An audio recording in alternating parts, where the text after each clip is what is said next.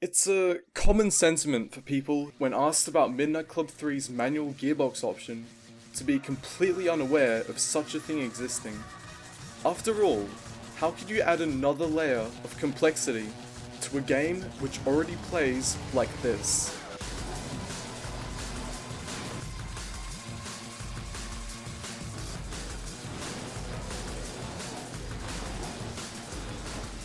But way back when, it seemed like you had to adapt, or risk your whole club losing to some fishtailing Celine SR in an online lobby. So why have you most likely never heard of this exploit before? It must be said that this is something you would have definitely come up against, even in automatic. If you take your eyes off the road whenever your car hits its second highest gear, pay attention to a brief pulse of speed. So yes, in Midnight Club 3, drifting around every corner does make you faster. Asterisk. This leads on to an initial theory before going into anything. Drifting in most games, and indeed real life, results in speed and traction loss, especially the faster the car is going. Realizing this, maybe in an effort to give MC3 the signature Midnight Club chili powder laced dose of speed, Rockstar SD possibly decided to unlock traction loss for certain gears, so as to allow the car to accelerate while sliding. And to their credit, it worked. Mostly. While sure, as top gear is reached, our slushbox loses speed as expected as the rear steps out. Unfortunately though, the manual cares not for critical over-rev damage.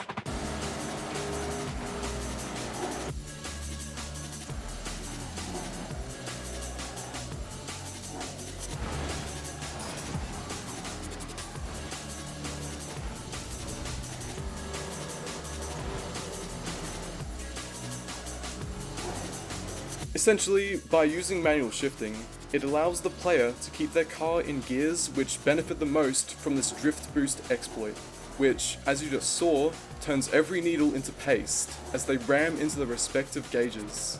This video will try to investigate this complete game-altering bug slash exploit slash feature, question mark, which, as it turns out, has very little info around it. Interestingly enough, this game's predecessor, Midnight Club 2, was left at the mercy of a similar speed glitch called Fishtailing, remnants of which could have survived between the two games. Albeit, setting up each of these glitches is wildly different, with MC2 requiring the handbrake, and MC3, as we know, using manual gears. Apart from that, the general gist remains, where inducing a slide results in major speed. Welcome to the best chance we probably have for getting a fishtailing setup with the front-wheel drive Cobalt. First of all, tune vehicle, yes. So, this is the important part, I believe. Yeah, it's gonna bear with me for a bit while I learn how this game works with manual. But yeah, right away, wow, this thing slides out now. So yeah, this car has 5 gears, wow, so this is the magic gear number 4. So yeah, as you can see, this car apparently only runs to 5,000-ish RPM. But, apparently 4th gear is the one that can do like 10,000 RPM. Infinity G35 Skyline owners will be super happy to hear this. So to try and understand such a phenomenon, first we must find what doesn't work. First, and most obvious, what makes the second highest gear so special, and can we exploit the lower gears? Okay, so right away, there's a small problem when we do first gear. We're sort of like limited, right? To the point where it's impossible to initiate a slide. Okay, well, who saw that one coming? Gear 2 then. Where does this take us? The national highway limit, and it is losing speed no matter what. But slowly, as we start to climb upwards. Okay, gear 3. One gear before gear 4, which I've said 4 so many times in that sentence. At 3rd gear, we are getting noticeable boosts which carry the Cobalt over its natural 3rd gear limit of 125. Admittedly, only slightly, but still. It looks like it sort of works actually.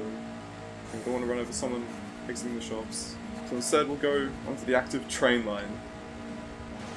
Yeah, so it seems like gear 3, or whatever the third highest gear is, it does work, but it seems like there is a much harder limit on this for some reason. So yeah, good news to anyone who wants to over-rev their engine in gear 3, that is seemingly possible, but you're gonna have to go a bit faster for the true damage to happen. The weird takeaway from all of that then, it works basically as the developers intended for all gears apart from one. Confirms other gears apart from third doesn't work. I have got the drifting tutorial in my second tab here. Some freak startling over here, imagine being that. That's actually what it said, by the way. Anyway. Stop! As for different drivetrains, all-wheel drive and rear-wheel drive manage huge gains in speed while taking wide angles into turns with controlled and long slides. And oh my god, we're gone. This thing has such powerful swings that get the speed back though. Unbelievable, man. Yeah, I can definitely see why this is the car of choice for these sorts of things. Like, yeah, I feel like this is going to be some sort of short-form content, bottom screen stuff.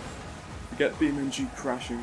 Just imagine the most heinous story being played over this.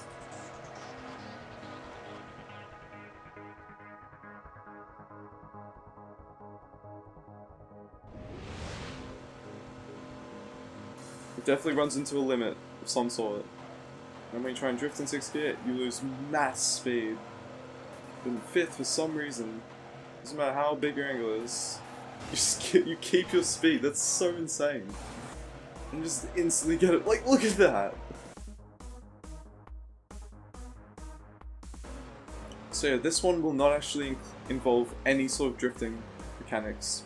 However, it does involve being in 5th gear. So we'll just get up to speed, hit the limit. Oh, well. But anyway, let's fire some Nitro. See what happens to the RPM needle. Alright, blast. So yeah, it definitely looks like you can over-rev the engine by firing Nitro. But yeah, nothing beats this. Almost 6,000 RPM out of a Mustang. So this next theory, well not theory, thing to test out, involves performing the drifting, getting to max speed, and then just simply straightening out in both 5th and 6th gear.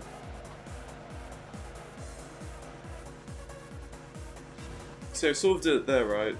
It instantly just drops back the RPM. It's like a normal level. So it is tied to like wheel speed or something. Let's get this fully chained. Oh yeah. So yeah, we're doing like 300 by the way there. And it takes like a good few seconds to go back down below 250. This next category of vehicles throws up a new dilemma, however. Motorbikes come with their own overpowered and, this time intended, feature, known as weight transfer. While in cars it makes you roll over heaps, bikes get ridiculous turn-in, allowing for awkward 90-degree intersections to be taken effectively flat out. With this exploit, the bike's controllability must be sacrificed for outright top speed, so let's see what's faster. So what happens when we undo the bike's like main sort of like attracting factor? Oh, so this has 6 gears as well. Oh, it's so weird. I've driven GT4 hybrids that are more stable than this. It sort of slides out, but then when you try and like do the fishtail to like go backwards and forwards, it just interrupts the slide so much, it's so awkward. That's so weird. Stop hitting the Nitro, dude. I think it just loses so much speed in the transition process between slides. That's just not worth it. From trying this out firsthand, it almost feels like acceleration increases exponentially as the car's resultant wheel spin from traction loss ramps up. And because the highest gear is capped, whether it be from an aero limit or an RPM limit, the gear directly below is the one which lets the car get the most wheel spin without hitting any barriers. Hence why the glitch sort of works in lower gears, but to a much less degree, as the wheel speed will naturally be less. This theory of maximizing wheel spin lines up with results seen in front-wheel drive cars, which, instead of spinning the wheels up as a slide gets initiated, naturally try and straighten out under throttle instead of holding drifts. Consequently, whenever the car is fishtailing side to side quickly at full throttle, it achieves the highest state of imbalance. As a result, shallower angles in front-wheel drive cars produce the most speed. Furthermore, attempts to drift this stock D-Class Scion had middling results, not being able to break 125 miles per hour. Really? Possibly because of a combo between front-wheel drive-itis and complete lack of power to induce wheel spin during a slide. Despite all of that, this theory still doesn't bring any answers towards solving why pulling drifts disables the second highest gear's RPM limit. Maybe when accelerating in a straight line, it's hitting a point where grip outperforms the engine and acceleration stops. Maybe it was intended that drifting in lower gears increases speed to keep the driving as fast-paced as possible. Maybe exceeding the car's natural RPM range results in its power to be multiplied further. Hard to say. Aside from very fringe scenarios, in a perfect world, you are better off drifting as much as possible. Unfortunately for us though, Midnight Club 3 almost never looks like this.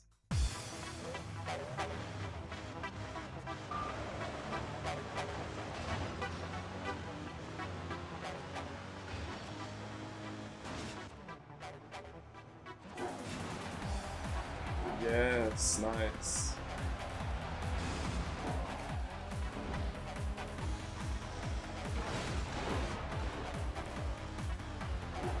Yeah, really is a dangerous world out here. Would you rather be a rider or some Zonda driver doing fishtails through, traffic?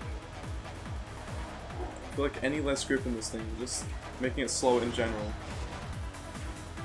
So it feels like supercars are just fast enough on their own where you're already at the limit of concentration. Just adding another layer, it just doesn't help speed at all. Having said that,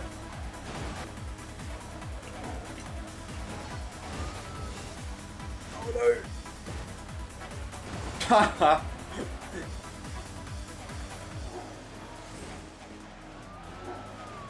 Avoid the fire truck, let it get to its duties. Just lose so much grip. We could have taken this corner almost flat out basically, if we had control of the car. Oh no, I don't mean to drift. Now we're all drifting. You could mistakenly do a drift and then suddenly you're doing 300 billion miles an hour. I just need way more practice than this, or it's just actually not viable. In slower cars, yeah, I can see it.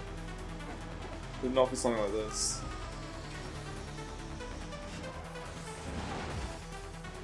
What?